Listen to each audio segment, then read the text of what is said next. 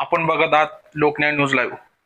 या पिंपरी चिंचवड शहरामध्ये कुदळवाडी या ठिकाणी पत्रासेड आणि जे अतिक्रमण होतं त्याच्यावर कारवाई झालेली आहे. पण त्या संदर्भात एक Pimpri Chinchwad small scales association आहे इंडस्ट्रीजचं, त्यांचे अध्यक्ष उपाध्यक्ष आपल्या सोबत आहेत. त्यांचं म्हणणं आहे की ही चुकीची कारवाई झालेली आहे. अनेक उद्योजक हे देशोधडीला लागले, तिथं जवळपास कोट्यवधीचं नुकसान झालेलं आहे. आणि ते कोणाकडेही जरी गेले तर हे मुख्यमंत्री देवेंद्र फडणवीस यांनी ही कारवाई करायला लावलेली आहे आणि त्यांचा आदेश आहे, आम्ही काहीही करू शकत नाहीत.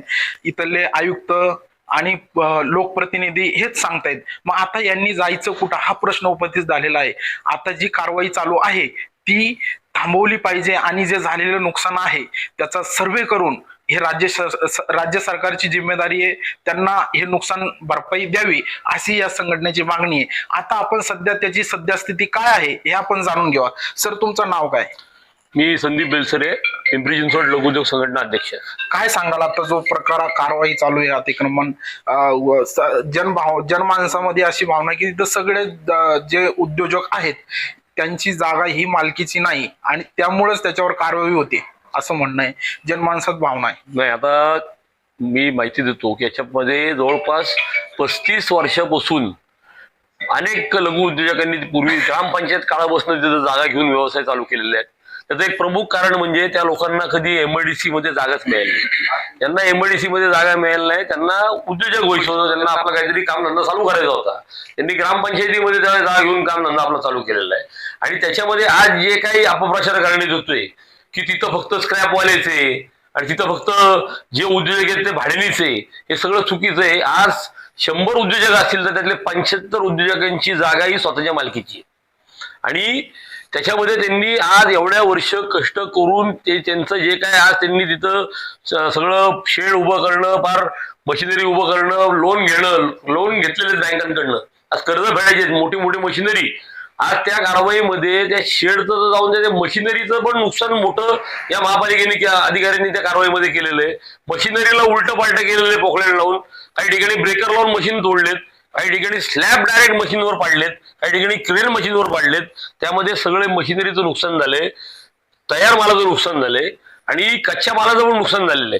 तर आमच्या अंदाजानुसार आम्ही जे काही लोकांशी बोललो आतापर्यंत, साधारण 1200 लोकांवरती आतापर्यंत कारवाई झालेली आहे. ही अमानुष आणि क्रूर कारवाई अशी आजपर्यंत कुणी बघितली नसेल, अशी क्रूर कारवाई झाली. सर, बरोबर तुम्ही म्हणताय, कारवाई झाली हे चुकीचं आहे. तिथं अनेक उद्योजक देशोधडीला लागलेत.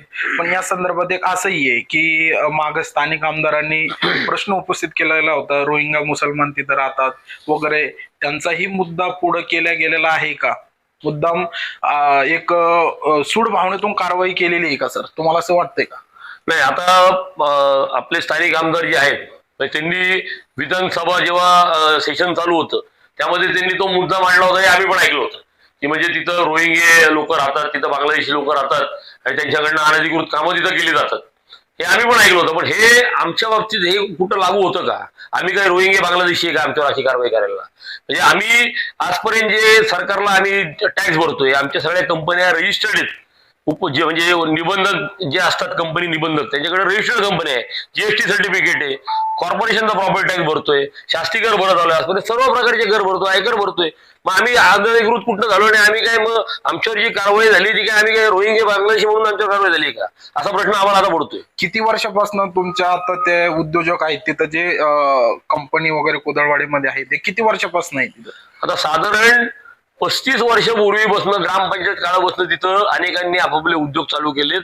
आतापर्यंत साधारण 10 वर्षापूर्वीवर लोकांना प्लॉट तिथं मिळत होते, लोकांनी आपले व्यवसाय चालू केले.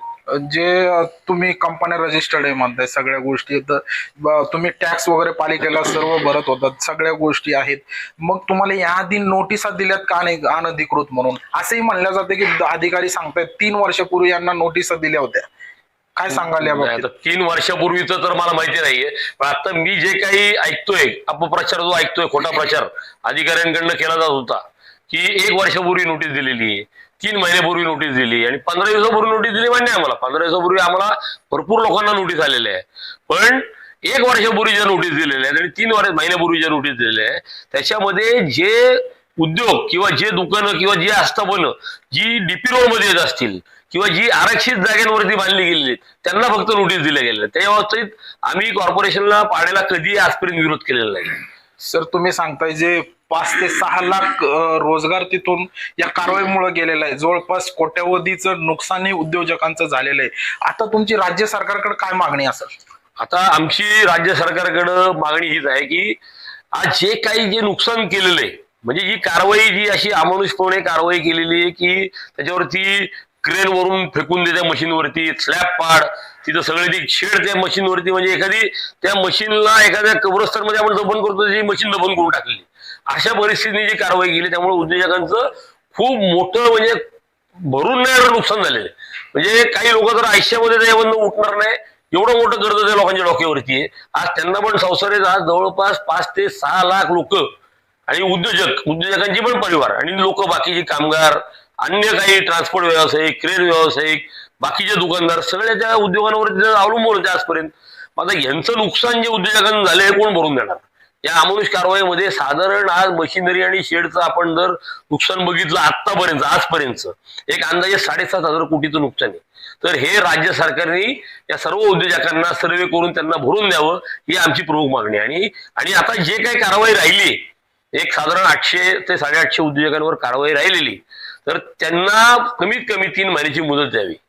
म्हणजे त्यांचं पण असं नुकसान होणार नाही, पण त्यांच्यावर पण जर अशी कारवाई केली तर हा नुकसानीचा आकडा 15,000 कोटीपर्यंत जाईल आणि मग ते सरकारला खूप जड जाईल. आता तिथं जी कारवाई होते त्यांचं म्हणणं आहे की जी आता राहिलेली कारवाई ती थांबवावी आणि जे उद्योजकांचं नुकसान झालेलं आहे हे भरून द्यावं. कुठंतरी ही कारवाई चुकीची झालेली आहे, ही चुकीची कारवाई थांबवावी आणि त्यांना नुकसान भरून देण्यात यावं असं या संघटनेची मागणी आहे. आपण बघत आहात लोकन्याय न्यूज. मी सूरज साळवे. धन्यवाद.